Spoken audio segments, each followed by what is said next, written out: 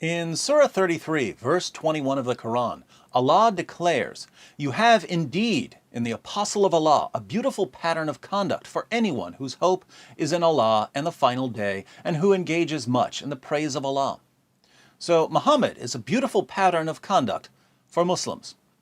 I certainly hope that our Muslim friends don't take this verse too seriously, because early Muslim sources agree that Muhammad tried repeatedly to commit suicide. He tried to kill himself so many times that we could fairly call him the prophet of suicide, or the suicidal messenger. Sounds like the name of a punk band. Now, there are various reasons people decide to kill themselves. Some people have psychological problems that give them an urge to kill themselves.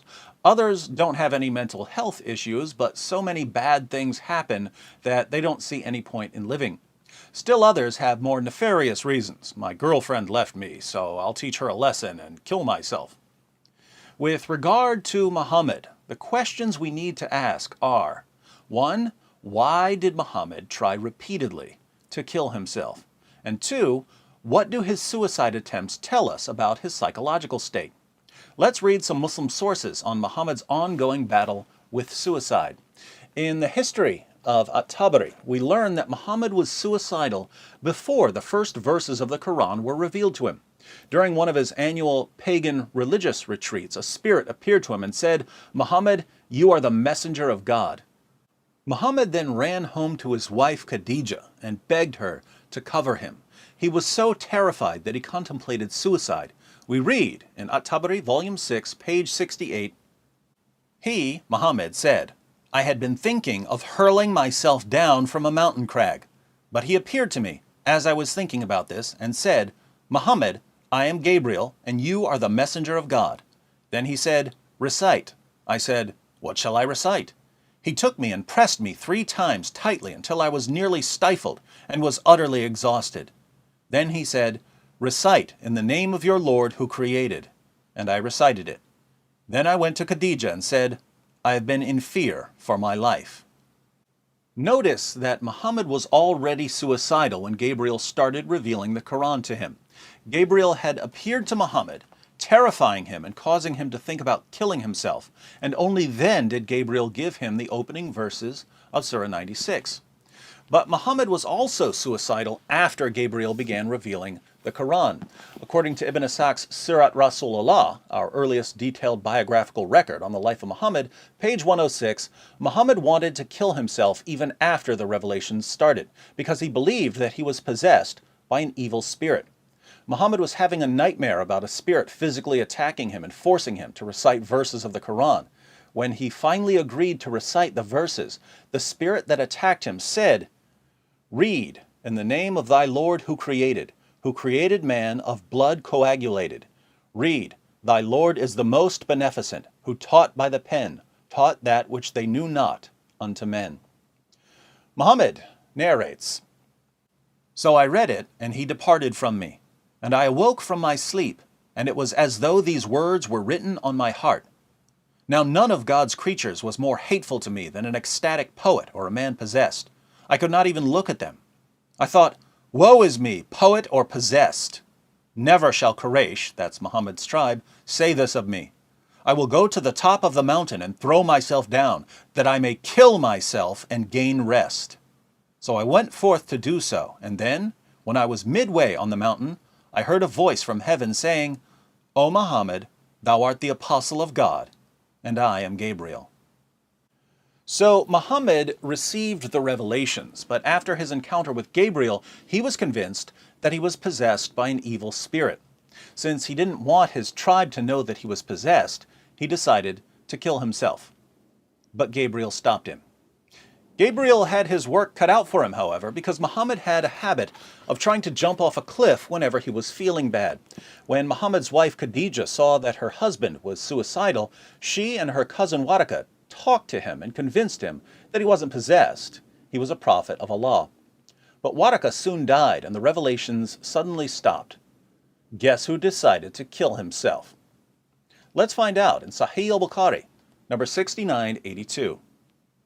But after a few days, Waraka died, and the divine revelation was also paused for a while, and the prophet became so sad, as we have heard, that he intended several times, we're talking about multiple occasions, to throw himself from the tops of high mountains, multiple mountains, and every time he went up to the top of a mountain in order to throw himself down, notice that he actually set out to kill himself numerous times, Jibreel, that's Gabriel, would appear before him and say, "O Muhammad, you are indeed Allah's messenger in truth," whereupon his heart would become quiet and he would calm down and would return home. So Gabriel had to regularly calm Muhammad down to keep him from plunging to his death. And whenever the period of the coming of the revelation used to become long, he would do as before. He'd head for a cliff. But when he used to reach the top of a mountain, Jibreel would appear before him and say to him what he had said before. Notice that this happened over and over again. Whenever Gabriel didn't show up with a new revelation, Muhammad would climb a mountain in order to kill himself. What can we learn about Muhammad from these passages? Well, when Gabriel spoke to him for the first time, he became suicidal out of fear. So when Muhammad was scared, he wanted to kill himself. After Gabriel roughed him up in his dream and he woke up with verses of the Quran in his head, Muhammad tried to jump off a cliff because he thought that he was demon-possessed, and he didn't want his tribe to make fun of him. So Muhammad would rather die than hear people calling him names. Later, when Muhammad was convinced that he was a prophet and Gabriel would ignore him for a while, Muhammad would again try to kill himself because he thought that Gabriel had rejected him. So Gabriel would have to show up and talk Muhammad away from the edge of the cliff. Muhammad, it seems, was a very needy man with a very fragile psyche. Not surprisingly, the revelations he received had to constantly remind him and his critics that he wasn't insane. Surah 7, verse 184 of the Quran. Do they not reflect? There is no madness in their companion, Muhammad. He is but a plain warner. Surah 23, verse 70. Or do they say he is possessed? Nay, he has brought them the truth, but most of them hate the truth. Surah 34, verse 46. Say, O Muhammad, I do admonish you on one point, that you stand up for Allah, in pairs or singly, and reflect within yourselves. Your companion, Muhammad, is not possessed. He is no less than a warner to you, in face of a terrible penalty. Surah 37, verses 35 to 36. For they, when they were told that there is no God except Allah, would puff themselves up with pride and say, What? Shall we give up our gods for the sake of a poet possessed? Nay, he has come with the truth, and he confirms the message of the apostles before him. Surah 52, verse 29. Therefore remind and preach, O Muhammad, by the grace of Allah, you are neither a soothsayer nor a madman. Surah 68, verse 2. You, O Muhammad, are not, by the grace of your Lord, a madman. Surah 81, verse 22. And, O people, your companion, Muhammad, is not a madman. Remember that these verses were delivered for recitation. Muslims had to recite these over and over. Muslims from the time of Muhammad right down to right now recite verses insisting that Muhammad was perfectly sane. Apparently, Muhammad never realized that the more you tell people you're not crazy and the more you demand that they say you're not crazy, the crazier you sound. Because normal people don't need to go around saying, I'm not crazy, I'm not crazy, I'm not crazy. Normal people don't need to tell people, I want you all to memorize and recite these verses saying that I'm not crazy. So, sorry Muslims, but your prophet sounds really, really crazy. Islam is a religion that flows out of the insecurities and emotional problems of a 7th century, mentally unstable, suicidal caravan trader. Think about the true role of Islam for Muhammad. Muhammad couldn't bear the thought of people making fun of him. Surprise, surprise, in Islam, the penalty for making fun of Muhammad was death. Even today, drawing a cartoon of Muhammad might get you killed. Muhammad was terrified of rejection. He would rather die than be rejected by his tribe. He would rather die than be ignored by Gabriel.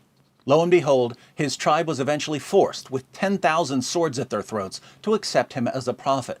Leaving Islam was a death penalty. You couldn't reject Muhammad if you wanted to. And Muhammad became, in Islam, the most important human being in all of history, someone Gabriel could never ignore. Today, more than 1 billion Muslims spend a shocking portion of their lives showering Muhammad with praises and blessings. 14 centuries after his death, his followers are still giving him the affirmation and attention he craved, not realizing that the point of the religion was to keep him from killing himself. The sad irony is that the religion that was meant to preserve Muhammad's life eventually got him killed. If you'd like to know how Muhammad died, click on this video. Spoiler alert, he was poisoned by a Jewish woman whose family had been slaughtered by Muslims. The worst part is that millions of people have been killed in the name of a religion whose purpose was to protect the life of a single man. And people are being killed every day, all because Muhammad needed to feel important. This is one of the many reasons Muhammad is the last person I would ever call a beautiful pattern of conduct.